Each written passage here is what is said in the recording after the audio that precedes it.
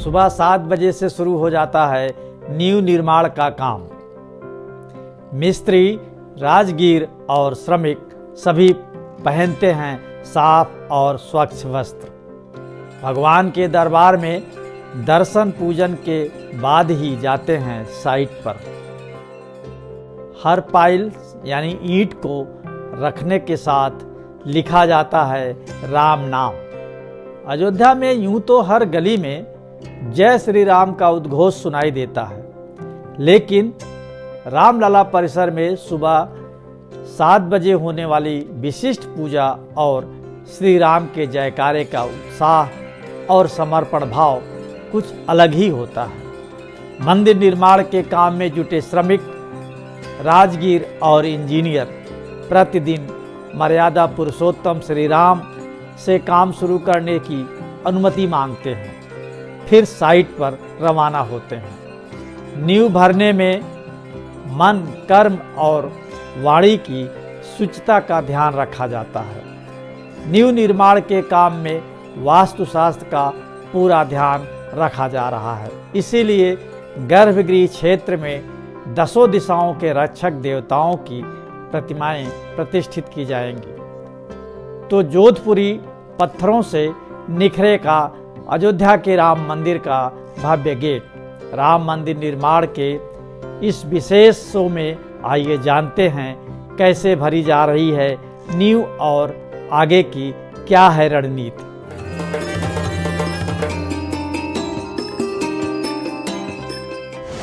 मन, कर्म और वाणी की शुद्धता का ध्यान। अयोध्या में राम मंदिर निर्माण के लिए इन दिनों ग्राउंड इम्प्रूवमेंट का काम चल रहा है। 40 लेयरों में भरी जाने वाली नींव की पहली लेयर लगभग भरी जा चुकी है। चैत्र नवरात्र के बीच नींव की ढलाई का काम श्रमिक और इंजीनियर बहुत ही शुचिता और पवित्रता से कर रहे हैं। वे खुद को बहुत सौभाग्यशाली मानते हैं और कहते हैं जहां श्री राम का जन्म हुआ वहां भव्य मंदिर का निर्माण जैसा काम तो जीवन में दूसरा और कोई हो ही नहीं सकता।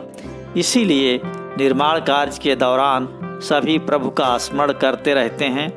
हर किसी ने झूठ न बोलने और किसी की आत्मा को न दुखाने का संकल्प ले रखा है। रामनवमी पर रामलला परिसर में विशेष पूजा। कोरोना वायरस के संक्रमण की वजह से अयोध्या वासियों ने रामनवमी का पर्व सादगी के साथ मनाया।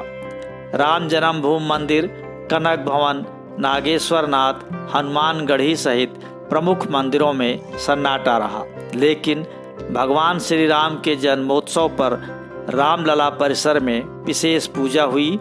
इसमें श्रद्धालुओं का प्रवेश वर्जित था। रामलला के मुख्य पुजारी आचार्य सत्येंद्र दास के मुताबिक भगवान राम को विशेष प्रकार के व्यंजन, पंजीरी, पंचामृत, पेड़ा, पंचमेवा, फल, फलाहारी पकौड़ी से भोग लगाया गया। खादी के वस्त्र पहने रामलला के सिर पर सोने का मुकुट था। इस मौके पर मंदिर निर्माण के कार्य में लगे मजदूरों और सुरक्षा बलों के अलावा भक्तों को विशेष रूप से बने प्रसाद के 50 पैकेट वितरित किए गए। मंदिर निर्माण में कोई बाधा न आए, इसके लिए विशेष पूजा हुई। रामनवमी को मंदिर की सुरक्षा के लिए रामलला के गर्भगृह में 10 दिशाओं में दिक्पालों के विग्रह की विशेष रूप से पूजा की गई। इनमें से 9 शिलाएं जयपुर से रामलला परिसर पहुंच चुकी हैं। 10 दिक्पालों को बाद में मंदिर के गर्भगृह में 60 फीट के नीचे विधिवत स्थापित किया जाएगा।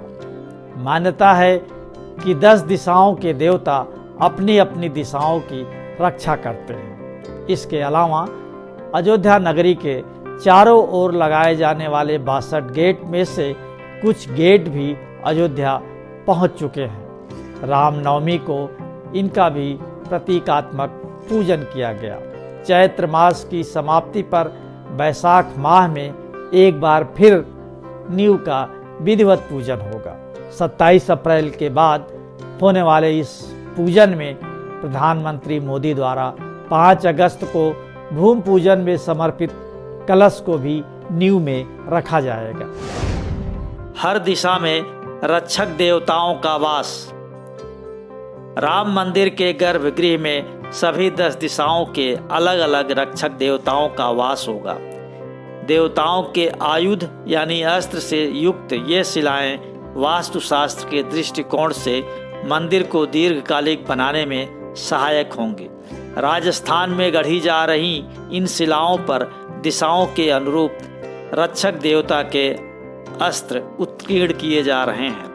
आचार्यों और वैदिक विद्वानों का कहना है कि प्रमुख रूप से 4 दिशाएं पूरब, उत्तर, पश्चिम व दक्षिण हैं। 4 विदिशाएं ईशान, अग्नि, नैऋत्य व वावक्य हैं। इसके अलावा ऊर्ध्व व अधो दिशाएं भी शास्त्रों में मानी गई हैं। इन दिशाओं के देवता ही दिक्पाल के नाम से जाने जाते हैं, जो निर्धारित दिशाओं में संसार की रक्षा करते हैं। 50 घन फीट जोधपुरी पत्थर से बना सुंदर गेट रामलला मंदिर के पास भव्य द्वार बनेगा। इसे हिंदू धाम द्वार नाम दिया गया है। इसको जोधपुर के कारीगरों ने जोधपुर में ही तैयार किया है। इसी तरह के 62 और गेट बन रहे हैं। ये सभी गेट अयोध्या में विभिन्न स्थानों पर लगेंगे। किसी भी रास्ते से रामनगरी में आने पर ये द्वार स्वागत करेंगे। एक विशाल गेट और मंदिर में लगने वाले 32 पोल जोधपुर से अयोध्या पहुंच चुके हैं। 50 घन फीट पत्थर से बना ये गेट जोधपुर के सूरसागर छित्तर का है।